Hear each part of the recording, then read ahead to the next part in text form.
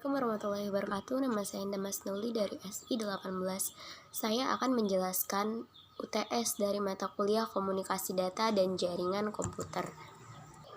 Soal yang pertama yaitu bagaimana proses komunikasi data dalam jaringan komputer dan berikan contohnya. Yang dimaksud dengan komunikasi data dan jaringan komputer,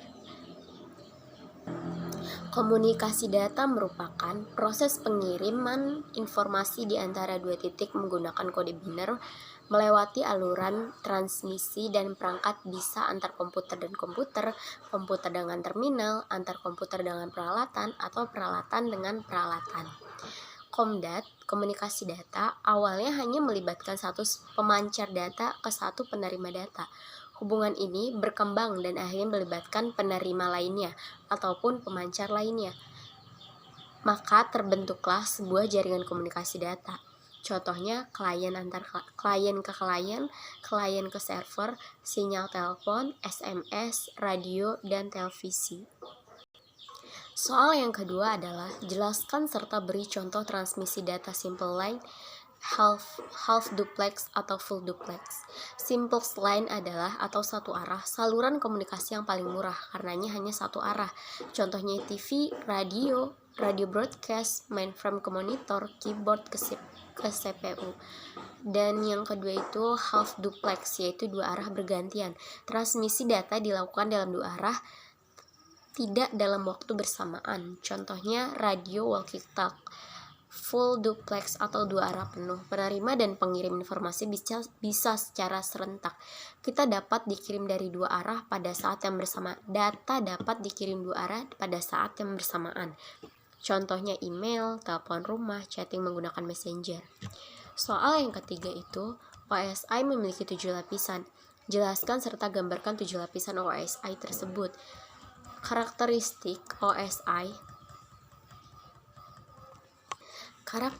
lapisan OSI ini ada ketujuh lapisan dari model referensi OSI dapat dibagi ke dalam dua kategori, yaitu lapisan atas dan lapisan bawah. Lapisan atas terdiri dari model OSI berurusan dengan persoalan aplikasi dan pada umumnya diimplementasi hanya pada software. Lapisan tertinggi atau lapisan aplikasi adalah lapisan penutup sebelum ke pengguna atau user.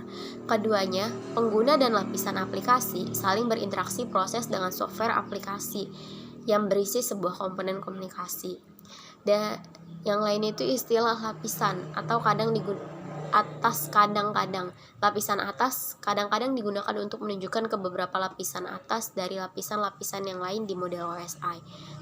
Yang selanjutnya itu lapisan bawah dari model OSI mengendalikan personal transport data, dan ada juga lapisan fisik dan lapisan data link diimplementasikan ke dalam hardware dan software. Kemudian lapisan-lapisan bawah yang lain pada umumnya hanya diimplementasikan dalam software. Dan yang terakhir itu lapisan terbawah, yaitu lapisan fisik adalah lapisan penutup bagi media jaringan fisik, misalnya jaringan kabel dan sebagai penanggung jawab bagi penempatan informasi pada media jaringan. Soal yang keempat itu, jelaskan perbedaan antara bandwidth dengan throughput. Perbedaan antara bandwidth dengan throughput adalah bandwidth adalah nilai kotor kapasitas maksimal sebuah jaringan, sedangkan throughput adalah nilai real dari pengguna jaringan yang bisa digunakan. Throughput adalah bandwidth aktual yang diukur secara spesifik. Jadi nilai bandwidth selalu lebih besar daripada nilai throughput. Misalnya bandwidth 256 KB selama 1 detik ternyata dibutuhkan 4 detik pada throughput. Yang soal kelima ini adalah sebut dan jelaskan secara lengkap tentang protokol yang digunakan pada WAN. Ada beberapa jenis protokol yang digunakan untuk menyediakan mekanisme pengiriman data melalui jaringan WAN. Di antaranya itu yang pertama, High Level Data Link Control merupakan sebuah protokol yang bekerja pada lapisan data link. Pertama kali dibuat oleh ISO yang merupakan sebuah protokol yang menetapkan kode enkapsulasi data pada Skironos serial yang menggunakan karakter frame dan checksum. Yang kedua itu ada point-to-point protocol, merupakan data link layer yang dapat digunakan ada media asynchronous serial atau synchronous serial. Point-to-point protocol memiliki kemampuan untuk melakukan proses autentikasi dan bersifat multi-protokol, sehingga menjadi solusi yang banyak digunakan untuk komunikasi WAN. Yang ketiga itu protokol X25, protokol LABP, Link Access Procedure Balance. Pendekatan tradisional paket switching menggunakan pengguna X25 yang tidak hanya menentukan interface user dari jaringan WAN, akan tetapi juga mempengaruhi desain internal jaringan.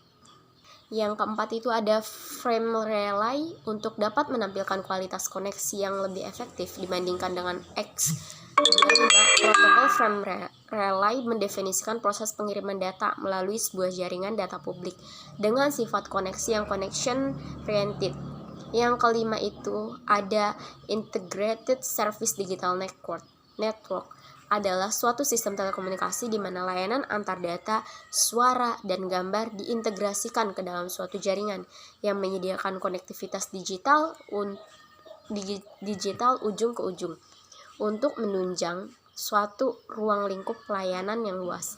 Para pemakai juga memiliki akses standar melalui satu set interface pemakai jaringan multiguna standar. ISDN merupakan sebuah bentuk evolusi telepon lokal loop yang mempertimbangkan jaringan telepon sebagai jaringan terbesar di dunia telekomunikasi. Sekian dari saya, kurang lebihnya mohon maaf. Wassalamualaikum warahmatullahi wabarakatuh.